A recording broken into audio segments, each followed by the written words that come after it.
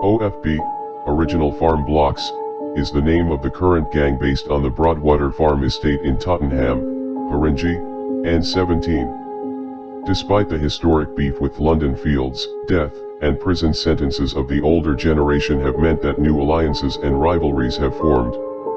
NPK have followed in the footsteps of former Broadwater Farm allies, Edmonton and Wood Green, and are now considered rivals. While the gang remains active, they are a shadow of their former selves, with the reputation they once had on the street being redirected to music. Notable members: Headed 1, RV, Bandokay, SJ, Double LZ, YS, Desi, Axe, Sav, Junbug, Ispat, Blivy, Scat, Zilla, Tugsy.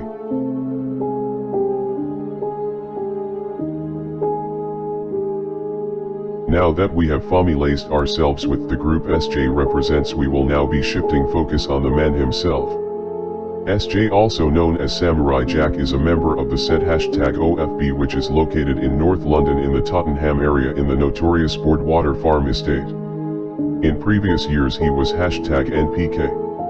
Growing up, SJ would play football for Boreham Wood Academy, but would end up getting kicked for poor behavior. He would switch from NPK to OFB in 2016.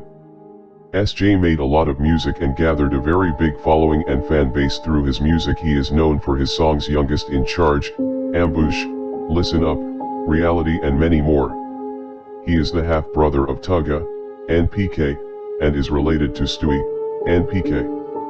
He is close to Bandokay, Double LZ, Y.CB, 7th, Axe, OFB, Ispat, OFB, and others respectively. It's worth noting that he was also once close with Lamps, 22, who is currently deceased and lived in Edmonton.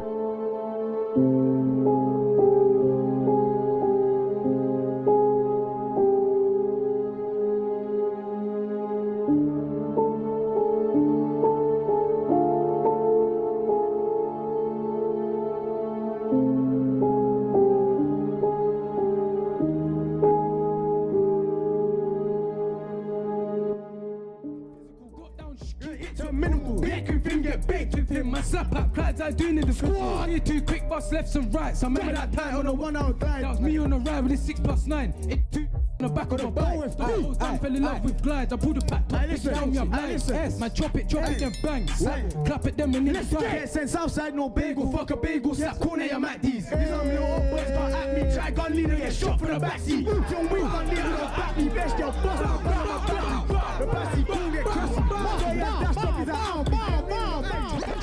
Bang, clap it then when they dive. Adrenaline rush when he bucket to my gang. Fry man, I swing my sword in my right hand. I know all these hot boys don't like man. It's like man, I got these bad beats in the line man. In a bando, me and bando, dice back, send them right with a line bag.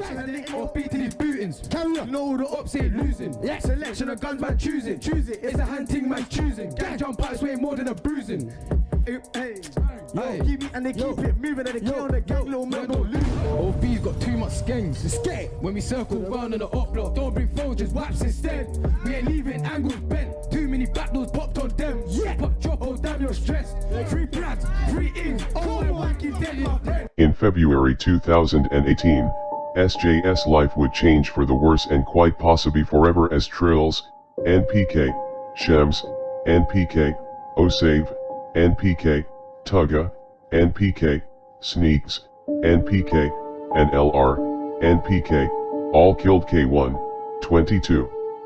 19-year-old Kamali Gavadon LYNCK was stabbed to death by the attackers after trying to save his friend in February last year, who had been stabbed 8 times and shot by the group. They were members of a Tottenham-based gang, who on the night of the February 22, 2019 set off on bicycles towards Wood Green to search for rival gang members. While up shopping in the Wood Green area they would spot members of 22. The members of 22 would anticipate a knife fight, however Shems would then start shooting while led all members to run away. While K1 was attempting to drive away he noticed Swift, 22, getting stabbed and shot and attempted to run over the members stabbing him. He would fail and run into a hairdresser's shop getting stabbed multiple times, dying on the scene. That fateful night K1 sacrificed his life to save his friend and was considered heroic for his actions. It is a known fact by the police after the attack one of the GMs were stopped by police nearby. They even had the audacity to tell officers that they should help cut down on knife crime, even though they had just killed someone moments before. SJ initially found out later that himself and those responsible were wanted for murder. To be specific, he found out about it during the rapping segment of this video. Years later, bandokay, OFB, confirms this during an interview as fans were speculating online looking for answers. So how do you guys speak to him often? How does it work? Do you like speak to him? Do you like put a bit of money aside for him? Yeah, of course. Now okay. He phones us. He phones us like daily. If you can't phone daily, like every 2 days. But yeah, right now he's just trying to get his appeal, and cause the way that they sentenced him wasn't right. Is that what you believe? That's what I know. What we know. So you don't think he should have got that long? Nah, I don't think he should have been sentenced with murder as well. There's like different things he could have got sentenced with. From what they're trying to say he done anyway. I'm not saying he's done anything, but there's no evidence of him doing anything to anyone. So how can you give someone 21 years?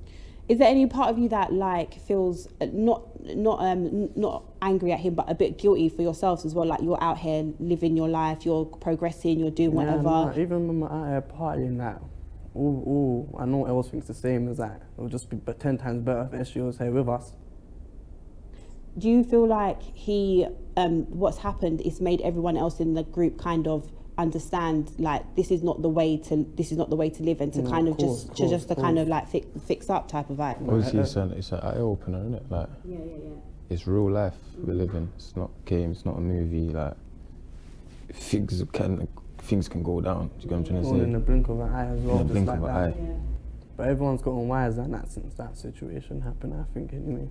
SJ was offered a £150,000 recording deal while in jail for murder and has released a freestyle from behind bars claiming that he regrets what he did.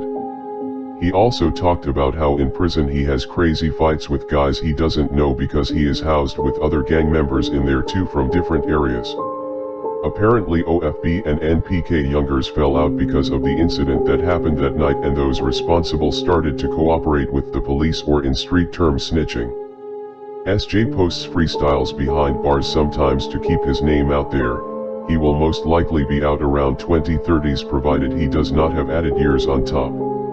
If he is released much earlier, it would be in his best interest to focus on the music, as that is his way out of the streets. His group with Bando and Double LZ are doing well in music, and hopefully they will reunite once more and pick off where they left off.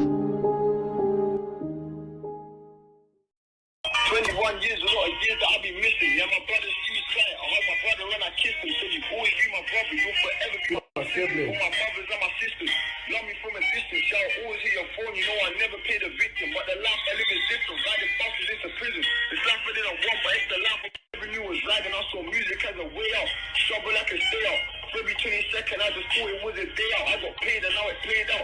I can say now, I'm sitting in the cage, I'm eating dinners I can't take out. It's a crazy life in Joe, having crazy fights with guys I don't know from the road, but they got crazy minds, boys, crazy sack. Hey, Alright, carry on. I go back to it. I would have changed my life, this life I'm getting sick of it. I was running around with little kids, I had to learn the hard way. Now I'm locked up with some bigger fish. That why have I got to live like this? I guess the roads took the piss.